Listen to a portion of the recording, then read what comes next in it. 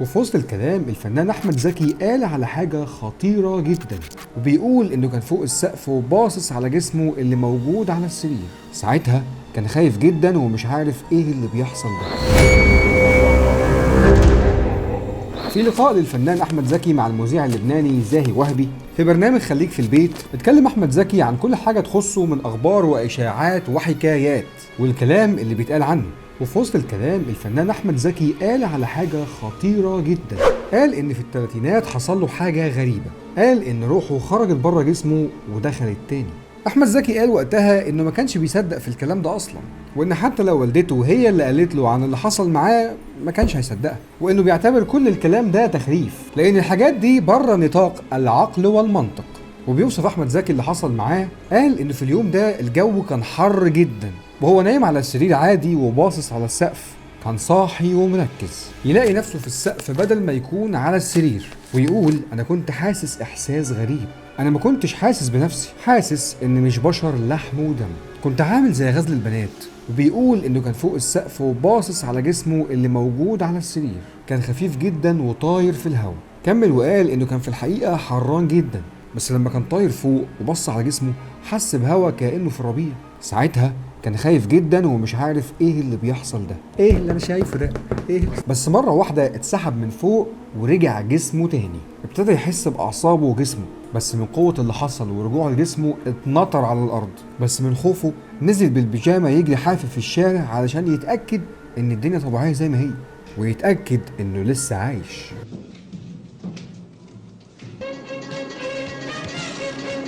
تاني يوم احمد زكي قرر انه هيروح يكشف عند الدكاتره، وتم تحويله للنفسيه والعصبيه.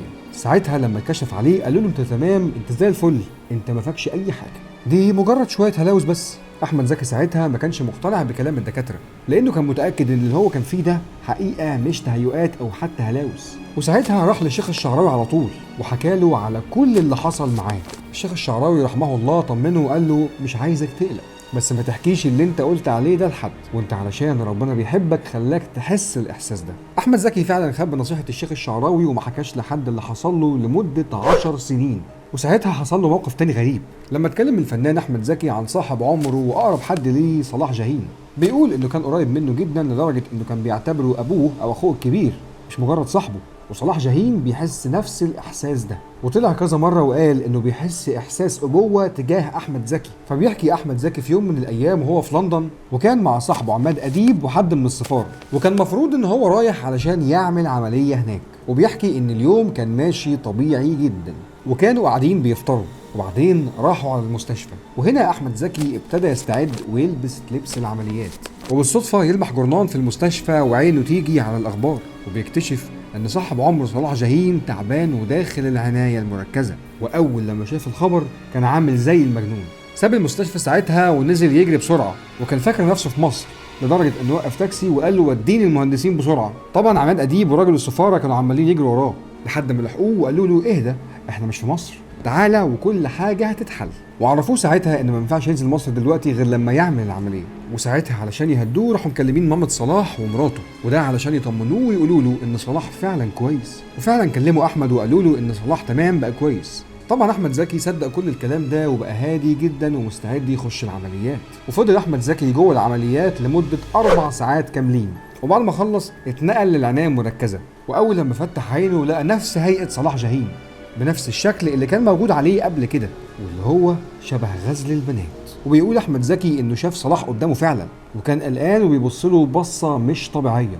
وبعدها اختفى وقرر انه مش هيقول لحد اي حاجه عن اللي شافه، وانه لسه خارج من العمليات وده ممكن يكون اثار العمليه. احمد زكي فضل يقنع نفسه باي تفسير منطقي عن اللي شافه، بس الغريبه بقى انه بعد ما فاق وطلب التليفون علشان يكلم صلاح جاهين، التمريض رفض ساعتها وقال ان قانون المستشفى بيمنع وجود اي تليفون هنا. واحمد زكي كان كل ما يسال عن صلاح جاهين بيتهربوا منه ومحدش بيجاوبه، لحد ما في الاخر ما قدروش يخبوا عليه اكتر من كده، والدكتور بلغه ان صلاح جاهين صاحب عمره توفى. وبرضه احمد ما حكاش لحد عن اللي شافه وفضل بينه وبين نفسه لحد ما رجع مصر.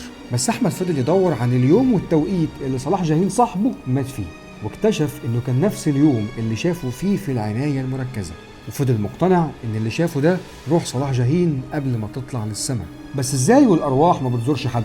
امال ايه اللي هو شافه ده؟ تفتكروا ده بقى ممكن يكون اسقاط نجمي زي ما شرحنا في الحلقه اللي فاتت، وان احمد زكي وصل لمرحله معينه من التركيز انه يقدر يعمل كده وهو مش حاسس؟ ولا ده بقى بسبب العمليه اللي فضلت 4 ساعات وتاثير البنج؟ ولا دي هبه زي ما الشيخ الشعراوي قال له؟ ردوا علينا في الكومنتات، متنساش تعمل لايك وسبسكرايب لو انت على تيك توك ويوتيوب وانستجرام. سلام.